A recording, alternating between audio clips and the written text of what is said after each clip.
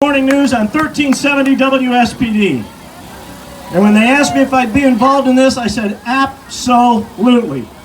What an incredible day. Think about this. 100 years ago today, right over there, just across the street, you got to kind of have to imagine it, all right? Right across the street, there was a place as big as the big house in Ann Arbor, Michigan. Think about that. And it was all made out of wood by the very same carpenters union that made these seats right here that you see. We couldn't build another 90,000 seat arena, but the very same carpenters union built this one for us, and we've got people here dressed up in, well, maybe from like here over, and just in the front row, okay? Dressed up in 1919's garb. We're going to have somebody from the museum come up and talk about that a little bit. And I want to encourage you that after we do this reenactment of what was one of the most brutal fights ever, you have to imagine again. We're going to be doing a lot of that today. You have to imagine again. It wasn't boxing like we know boxing. When a guy went down, as long as he got his knees off the mat, you were able to stand over him and hit him again. You didn't get a standing 8 count. You didn't have to go to your corner. If the ref didn't do anything, and you'll see in the reenactment, you're allowed to hit that guy anytime you want. They didn't have boxing trunks like we see them now. You'll see these guys dressed in what they wore then. They didn't wrap hands until sometime in the 20s. So a lot of these guys didn't have the kind of wrapping that you saw our amateurs wear a little bit earlier. Things were very, very different. They didn't even do normal retain the title fights like we do now. Jess Willard only did exhibitions before this fight, before the title fight. He wasn't getting ready for it by fighting big guys. He was getting ready for it by fighting county fairs. Dempsey, he was out getting a couple of KOs before he got into the ring. So the reenactments you're going to see today, it's going to be very, very good. The 2 guys that we've trained to play those parts, I'll tell you what, I saw a little practice earlier. They were fantastic. I want to bring into the ring Shannon Hughes. Shannon is with the Metro Parks, Toledo. She's going to give us a little background, and maybe if we can get to this front row, if you guys would stand up while Shannon is talking, please, all you guys in 1919 garb. Shannon's going to give us a little background about dress, language, and customs of the time. Nice round of applause for Shannon Hughes, please.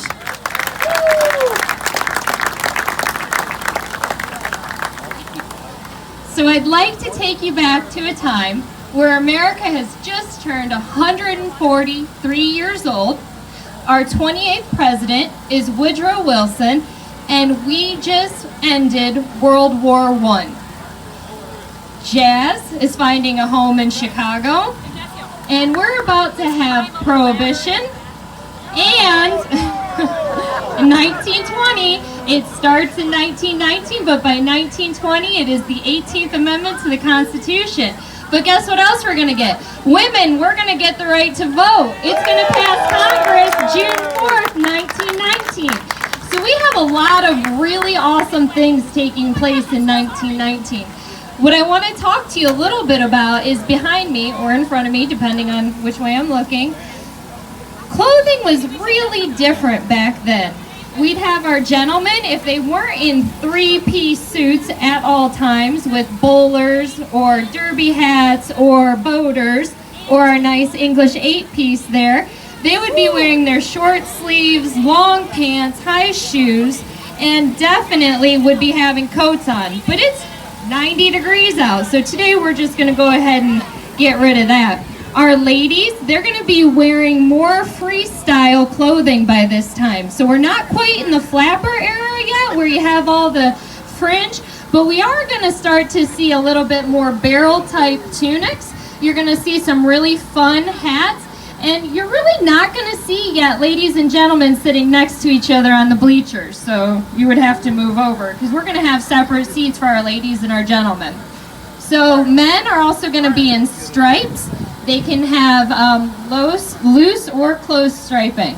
Our boxers that you're going to see today, they're actually going to be in trousers, short trousers. We are not going to see shorts actually become a custom for boxing until much later on. Their gloves would have been, up until 1950, they would have been tan. With the invention of color TV and TVs, they felt that it was a little too brutal to show boxing matches with tan, so they started to actually color to hide some of the more gory details of boxing. The shoes that you would see, they're going to be all leather, and they're going to be soft-soled instead of more of the hard resin types that we have today. You're actually going to see them also wearing belts. Don't hit below the belt. Well, those belts that they're going to have on today are actually going to help us make sure that we're not hitting below the belt. So that's kind of some of the fun that's taking place in 1919. We're also having more fun words like schnookums. So if anybody still uses that word, that was around in 1919. You also have copacetic, and you also have punch drunk. If anybody is a big fan of the Yankees, Babe Ruth is going to be traded from Boston in 1919, and we're also going to have the Black Sox scandal take place in 1919. So it's a pretty big year for sports. So we'll get back to what makes it a really big one for Toledo. Let me ask you something real quickly. I hope you can answer it. Were there metro parks in 1919? Had they started yet, and what's the situation with them now? Okay, so the first metro parks actually did start in 1920 in Ohio. Your Toledo Metro Parks is the third oldest metro parks in the state of Ohio. Thank you very much, Shannon. Shannon Hughes from the Metro Parks Toledo. If you're unfamiliar, they do have those the beautiful cabins now in oak openings that you can go and rent. The cabins right up in the trees. They're really pretty sweet. I want to bring up to stage now Ohio House Representative Lisa Sobecki, who has something special for us from the city of Columbus to celebrate the 100th anniversary of the Willard Dempsey fight. Ladies and gentlemen, please welcome Lisa Sobecki, who was much more graceful than I was getting into the ring. Thank you. I have two accommodations here today that I'd like to present. The first one is from the Point Place Business Association, and it reads the following: 100th anniversary of the Toledo's Day in the Sun. The Point Place Business Association and the residents of this lakeside community join the rest of Toledo in remembering this historic event that took place on July 4th, 1919. When Jack Dempsey defeated Jess, Willard in soaring heat, pretty much like today, at Bayview Park in our community of Point Place, Toledo, Ohio, to win the heavyweight championship of the world. It's signed this 4th day of July 2019 by Joyce, the president of the Toledo Business Association, and Clem as well, the 2019 Friendship Park Community Center president. Thank you. And then all the way from Columbus, the General Assembly of the State of Ohio, House of Representatives, under the sponsorship of myself, Mike Sheehy, and Paula Hicks Hudson, on behalf of the members of Toledo House of Representatives of the 133rd General Assembly of Toledo, we are pleased to pay tribute to the City of Toledo on its commemoration of the 100th anniversary of the World Heavyweight Championship boxing match between Jess Willard and Jack Dempsey. A century has passed since Toledo's most famed sporting event, but the years have not lessened the impact or the importance of Jack Dempsey beating Jess Willard in 3 rounds. Despite being 58 pounds lighter than Willard, Dempsey overcame remarkable odds and guaranteed that the match would forever occupy an important place both in the sport of boxing and in Toledo's history. Over the past 100 years, the legend of the match has grown to take on a life of its own. So it is only fitting that the city of Toledo observe this important anniversary.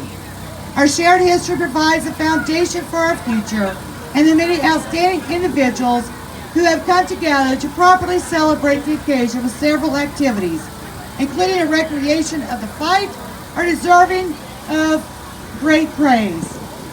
for they have proven themselves to be diligent historians and commemorable Ohioans. Thus, it is with great joy that we salute the city of Toledo on the 100th anniversary of the boxing match between Jess, Willard, and Dempsey, and took to the success of the event with optimism.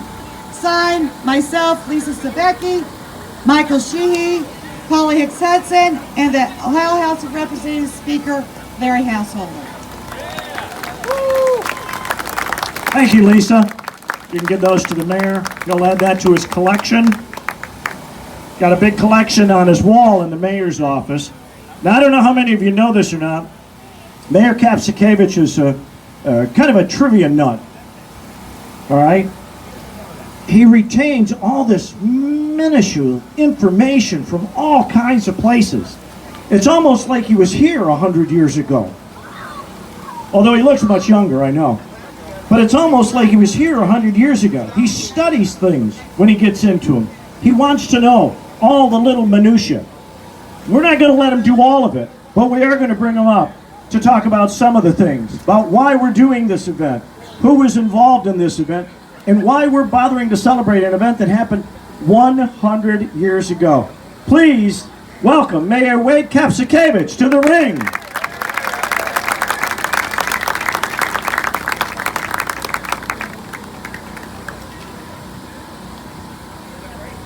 Well, thank you, Fred, and thank all of you for being here today. It is true, I'm a fan of history, and I'm a fan of Toledo, and this merges two of my great loves, and I could probably talk for 20 minutes about everything that happened across the street 100 years ago, but don't worry, I only intend to speak for a much shorter amount of time. I just want to set the stage a little bit and talk about why this is so important. 100 years ago, don't forget, the NFL hadn't been founded yet. The NBA hadn't been founded yet. Hockey was only played up in Canada. And while what Shannon from the Metro Park said was true, baseball was around, it wasn't quite what it is now. Babe Ruth was still pitching for the Red Sox. All of this is to say, did someone applaud for the Red Sox? Is that what that was? Yeah, they never win anything. They never win anything. So all this is to say that the two most popular sports in America 100 years ago were boxing and golf. Some people would add horse racing, but now I'm getting into minutia. The point is, in back-to-back years, the city of Toledo hosted the World Championship of both events. 100 years ago today, they hosted the World Championship of boxing, and the next August, up on Dorr Street at Inverness, they hosted the U.S. Open Championship. It would be like a city today hosting the Super Bowl and the Final Four in back-to-back years. So this was a big deal. This was a really big deal for Toledo. And I said to myself about a year ago, let's celebrate this. We should understand our history and celebrate it. And that's part of what brought us together today. This fight was such a big deal, as Fred alluded to. They built a 100,000 seat wooden stadium across the street, roughly near where that water tower that says Toledo is. If you can imagine, the top row would have been somewhat close to where the word Toledo is. Imagine that structure over there. It was built with Michigan pine, but unfortunately they forgot to treat it. So on the 110-degree day, the sap would ooze out onto gentlemen's pants, and it made for a bit of a mess. It was the largest stadium in the United States at the time. Don't forget, the Rose Bowl hadn't been built yet, Ohio Stadium hadn't been built yet, where University of Michigan plays hadn't been built yet. The largest stadium in the country was the Yale Bowl, where Yale plays football even to this day, but that was only 75,000 seats. So across the street, 100 years ago, was the largest arena in the United States. It was up for the fight, and they knocked it down 2 weeks later. There are still some homes in the back of the point built with the wood from that stadium. It attracted all of the celebrities of its time. Al Capone sat ringside. Charlie Chaplin was there. Wyatt Earp was doing security. This was kind of a fun event, and we just wanted to celebrate it. And so I really appreciate everyone being here. I'm going to explain after I hand the phone back, or the microphone back to Fred, what this bell is all about. But the last thing I'll say is I want to talk about this much smaller version of the arena. I don't know if Dan is here from the Carpenters. I know he was here earlier. But Carpenters Local 351 built this arena for us. It was incredible how much time they spent looking at photos and videos to get the same architectural feel of the arena. It is admittedly somewhat smaller, but it's the same architectural feel. What's neat about it is 100 years ago, it was also Carpenters 351 who built the original. So these are the great-grandsons of the same carpenters who built it. That's just one of the fun facts. And no sap. Well, except maybe this guy. But other than that, no other sap. Also in the ring with the mayor and myself, Brent Schmidt. Brent is from the Toledo History Museum. Now, I haven't been there yet. Brent will tell you where it's at.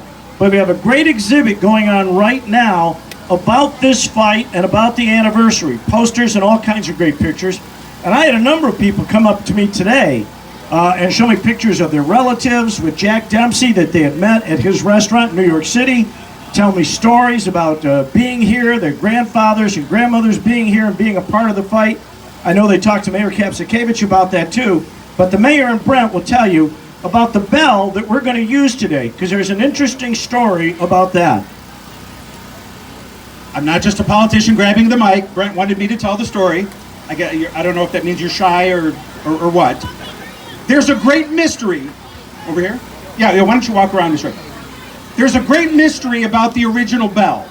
Jack Dempsey himself was a bit of a promoter, and at his restaurant, there were about 3 or 4 bells he would tell people was the original bell. When the fight began, if you watch it on YouTube, there was some uncertainty and some mystery because they rang the bell and they couldn't hear it. So part of the lore of this fight is whatever happened to the original bell. Brent from the Toledo History Museum, and if you haven't been there, you got to check it out. It's a wonderful place. Believes that this is the original bell. And here's how the story goes. Jack Dempsey's manager, a guy named Doc Kearns, hired, maybe you could use the word bribed, but we'll say hired, the Toledo fire chief to have his guys drive around the Jess Willard camp as he was training and made loud sounds and to wake him up at night. Because even though the fight took place here, both fighters descended upon Toledo about a month ahead of time. Jess Willard set up camp at what is today Cullen Park. Jack Dempsey set up camp at a place that is not here anymore. It's out in the bay somewhere. But Jess Willard trained and had a little house and a little bungalow at Cullen Park. So in the middle of the night, Doc Kearns wanted Toledo firefighters to go and ring bells and honk horns to keep Willard up at night. And the fire chief was happy to accept that bribe, if that's what you want to call it. His only payment that he wanted was the bell to the fight. So after the fight was over, Kearns gave the fire chief the bell.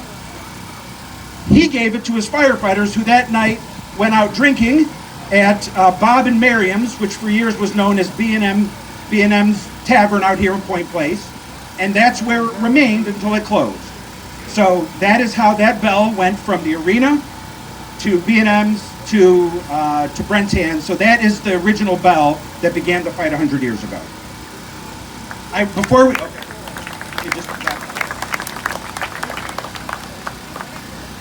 The final thing I want to say is I want to, first of all, recognize a couple. There's so many important folks here, but in terms of elected officials, we've already heard from Lisa Sebecki. She's the state representative who represents this area in Columbus. Chris Delaney is the member of City Council who represents Toledo. On City Council, he's here. There are also 2 other members of City Council who are here, Sandy Spang and Gary Johnson. We want to make sure that they get attention for being here. I am aware that in Toledo there are a pothole or 2. I have been told that. you would all be happy to know that no money that otherwise could have been used to fill a pothole was used on this reenactment. As fun though it may be, we didn't want the taxpayers to share in the cost because their money needs to go to fill potholes. This is 100% privately funded, which is why it's free and open to the public. To allow it to be free and open to the public, yeah, I got that. We want to thank the sponsors who made this possible. They contributed about $50,000 of private money to put this on, and at the end of it, this is going to end up being a fundraiser for the Police Athletic League. So not only did our donors cover the costs, they're going to end up benefiting the children who use PAL in a wonderful way. Huntington Bank, Columbia Gas, Crestline Paving, and the Jameses, Rachel and Chris James, who own Crestline Paving, are here today. Mariucci and Associates, Associated Contractors Northwest Ohio. We talked about Carpenters Local 351, the Toledo Blade, BCSN and BCAN. And if I turn the page, I'm working on it.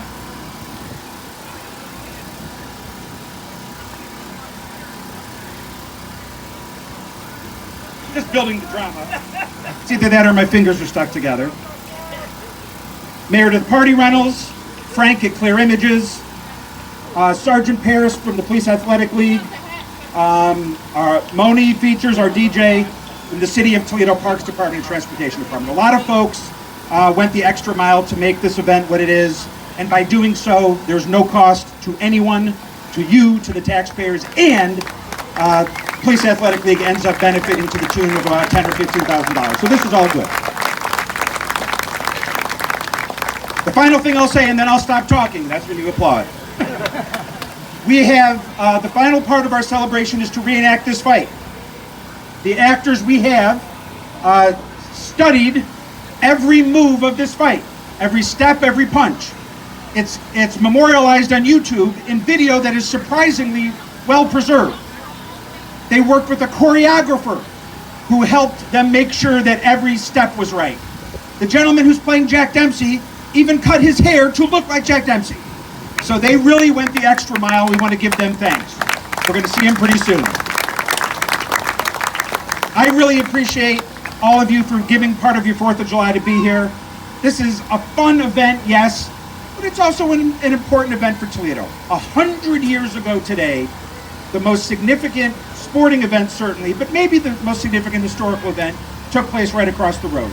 It was the Super Bowl of its time. My grandpa, who 5 years old, was there sitting on his uncle's shoulders. And today I've met several people who have stories of their uncle or great uncle or grandfather. Keith Wilkowski, who didn't want to be mentioned, tells me that he has a family relation that goes right to Tex Rickard himself. Tex Rickard was the promoter of this fight. I met a gentleman named John, who I don't know where he is. He showed me a photo of his parents at Dempsey's restaurant with Jack Dempsey, his father playfully punching Jack Dempsey, who in the photo was maybe making a move on this gentleman's mom. So this is fun. It's the sort of thing that brings people together, and if we need nothing else on the 4th of July, we need excuses to come together as a community. Thank you, everyone. Thank you, Mayor. We're actually going to use the bell when we get started. I want to give you a little background. The original fight was called after the 3rd round, but it's the 1st round that was probably one of the most just brutal rounds in boxing history. How many of you have actually watched the video, by a show of hands? How many have looked at the video? All right, I would encourage you, even if you're not a boxing fan, to go up and take a look at it on YouTube today. See what boxing looked like back then. As I mentioned earlier, if you got your knees off the mat, your opponent could hit you again. He didn't have to wait for you to stand up completely. He didn't have to wait for you to go to the corner. There was no standard 8 count, none of that going on. Now our guys today, our fight trainer, Charles Coyle from Chicago. I don't know if Charles is here today or not. If he is, raise your hand. He worked with the guys over the last week to train them for this. I watched some of the training and he was really getting into it. It's basically choreography you're going to see. Our Willard is Kevin Netter. He's a local guy. No previous experience in the ring. All right? But his skill, He's 6'11". Jess Willard was about this big, all right, with maybe another, how much do you weigh? 235. So Willard, about this big, maybe a few extra pounds on him. Our Jack Dempsey, Brock Vargas, spoiler alert, he wins. Brock's a young boxer in training right now. He's only 18 years old. He just graduated from Rogers High School. Rogers Ram right here, ladies and gentlemen. And he's part of the famous Vargas boxing family. Our referee for the day, Tom Urbina. Come on up, Tom. We want to thank Dave Fleetwood at Soul City Boxing. We used their gym a couple of times this week. And the folks over at Laborers Local 500 for allowing us to use their space also. Gentlemen, I'm going to get out of your way. When the bell rings, you're all set. Do you need any announcements to make? All right. You going to help me out of here? That's hard. There you go. Much easier coming out than going in.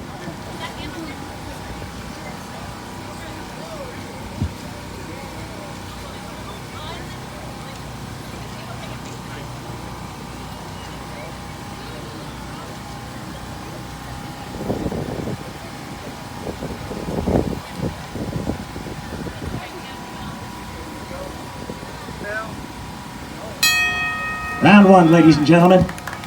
Willard, the champion, coming out against Dempsey, the challenger. Dempsey, the much lighter man, bobbing, weaving, trying to stay away from that punch. Willard lands a couple and then in the clinch already.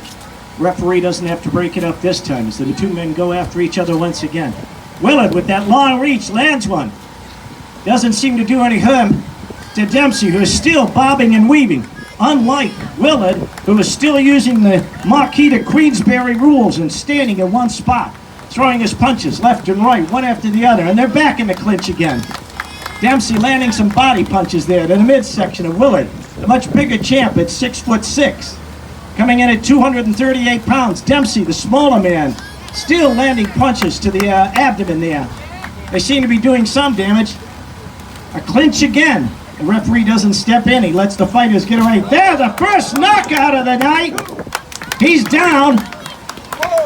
He's up at the count of 5. That may be the first time that Willard has ever been knocked down by a much smaller man. How's it? Down a second time already, and this is only the first round. Dempsey, with a towering left hand, nails him completely. He's pummeling him now in the corner. Willard has to get off of the ropes quickly, or he won't be able to last much longer than the first round. A third time. This time he's actually holding on to the rope. Up to a 4 count, 5 count. Dempsey once again, even before he's standing up straight, landing punch after punch, and down a 4th time in the 4th round. He seems dazed already, does the champ. Willard still trying to land a punch. They seem slow. They seem unlikely, unlike his punches at all. There's no power behind his punch. Dempsey is absolutely brutalizing the champ, and he's down one more time. This could be the last time. Up to a 3 count. On the count of 4, he's up. But Dempsey is there to meet him with punches to the gut again. Willard down. He looks dazed. His corner is asking him to get up. He looks like he doesn't know where he is right now. But they're stepping back out into the ring. Dempsey seems refreshed, still bouncing, still dancing. Willard seems plodding. His height, possibly a disadvantage, and his weight in this heat. It's over 100 degrees here in Toledo today for this World Championship heavyweight match. Willard being pounded once again, waiting for the bell to ring to signal the end of this first round to see if he can last 2 or 3 more. And down again he goes. Down goes Willard. Down goes Willard. The referee giving a count. He does not seem to be himself. This is the first time we've seen Willard like this against anyone. His last couple of fights were KOs, but Dempsey also coming off 2 KOs, and that's the end of the first round.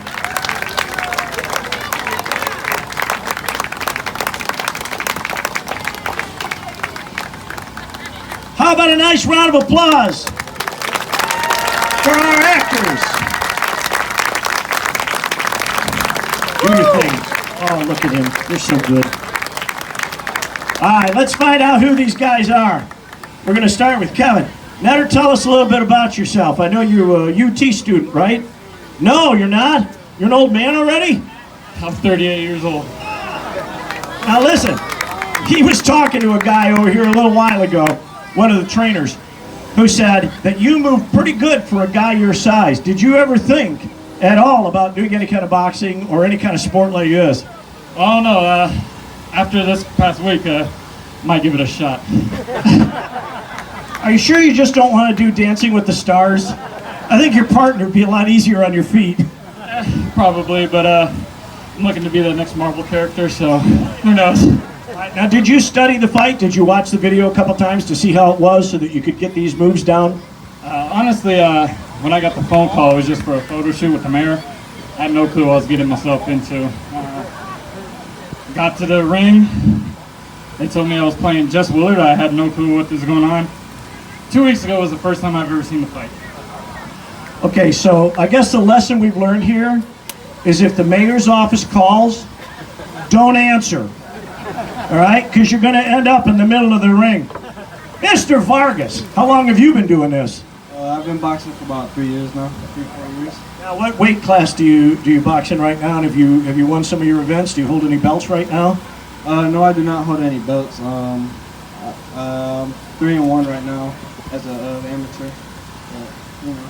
Now, when's your next match after this brutal beating? And does this give you any hope for the future? You feel like now you can take anybody? You just beat Jess Willard, for crying out loud. Yeah, it's a confidence booster. Very confident. He's talking smack already. He said, don't let it go to your head. Are you ready to go a second round? Is that what you're saying? Should we just do bare knuckles like they used to do? We need a rematch. All right. We'll do the Thrilla in Manila next year. All right. Meet us right here. Thank you very much. How about a nice round of applause for our boxers and our ref and for everybody involved. Listen, you still have time to go down and enjoy the fireworks in Promenade Park. There are still food trucks out here and still folks in the back if you'd like to buy some souvenirs and help out the PAL and some of the other folks. We want to encourage you all to drive safely when you get out of here and go downtown and enjoy some of the fireworks. I'm not sure, but I think you might actually be able to see them from over here on the park, all right, with a little bit of luck.